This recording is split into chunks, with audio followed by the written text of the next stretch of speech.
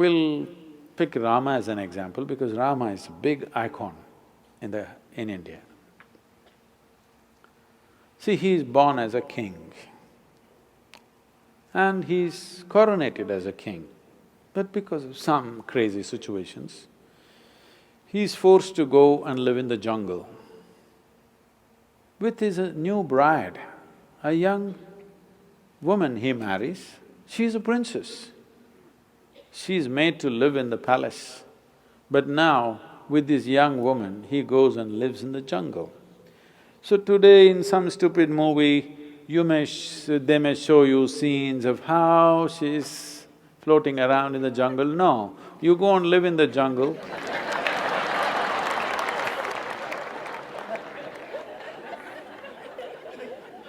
However pretty you think you are right now, 1 month you go live in the jungle, we can't recognize you after that. So this princess, forced to live in the jungle, and fortunately his brother follows him, knowing the difficulties that they may face. He leaves his own family, goes there to serve his brother and his sister-in-law. I was touring Andhra Pradesh just 10 days ago, 15 days ago. I'm in a small town. One 14-year-old schoolgirl stands up and says, "Sadhguru, how is it possible that Sita gets kidnapped and taken to Sri Lanka and Rama walks all the way from Ayodhya to Sri Lanka? How is it possible? Is it true?" Then I asked her, "See, you're still a young girl, one day you will find a man. When you find a man, would you like to find a man that if you get lost somewhere, he will walk all the way? Or he thinks it's not practical?"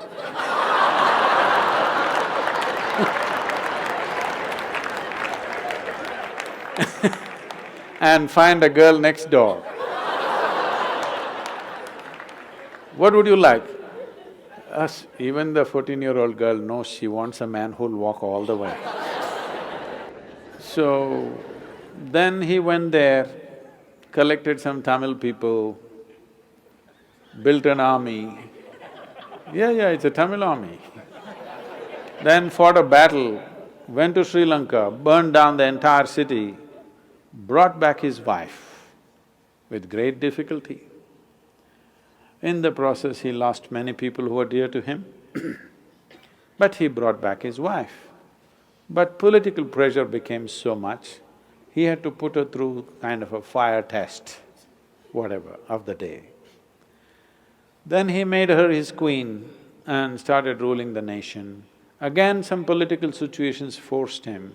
She was pregnant. At that time, he had to again send her back to the jungle.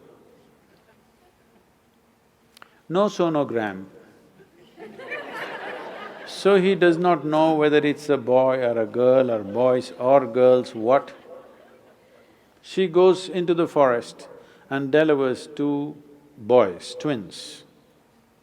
Unknowingly, not knowing that they are his children, he fights a battle with them. He could have killed them, not knowing they are his children. If you somehow, so happened by accident, you killed your own children, can't be a worse tragedy in your life, isn't it? Terrible thing to do. He almost got close to it, he almost killed them, but fortunately they did not die in the battle. And then she died in the jungle, never again saw his face. You call this a successful life? I'm asking you, you call this a successful life? No. But we worship him not because he was a super success of the day. Any one of these events happened in your life, most people would be broken, bitter for the rest of their life. No matter what happened, he never became bitter. He never became angry. He never became hateful. He took all the action that he had to take. He fought battles, but never got angry, never became hateful, never became bitter in his life.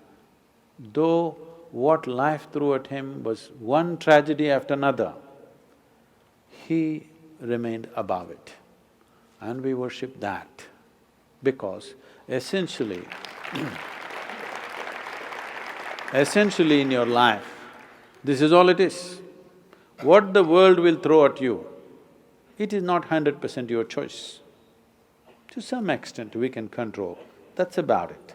World may throw anything at you, we don't know what it will throw at you. It may throw disease at you, it may throw death at you, it may throw bullets at you, it may throw shame at you, it may throw all kinds of things. But what you make out of it is 100% yours.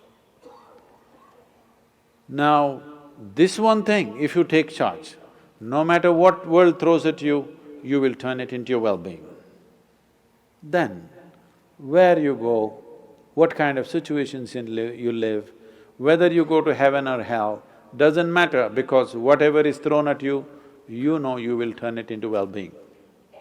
This quality is what we are worshipping. This quality is what is worth worshipping because this is true with every one of us.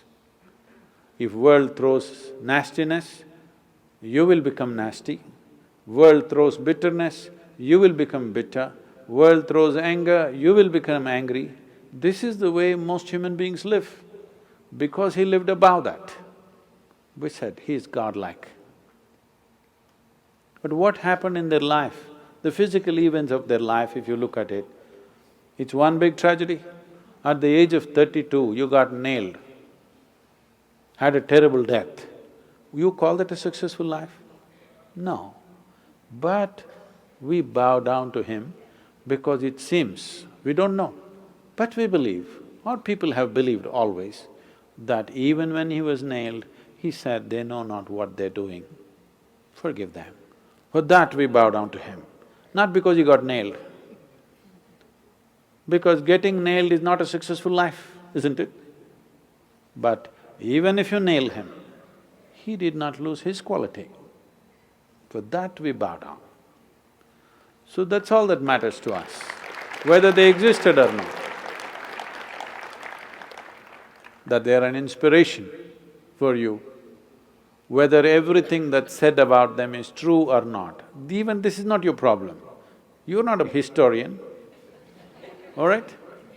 You just need some icon to move towards a better way of existing for yourself, that's all. What does it matter? Krishna did not exist, Jesus did not exist, what does it matter to you? 2000 years ago, whether a man lived or did not live, or it's just a figment of somebody's imagination, what does it matter?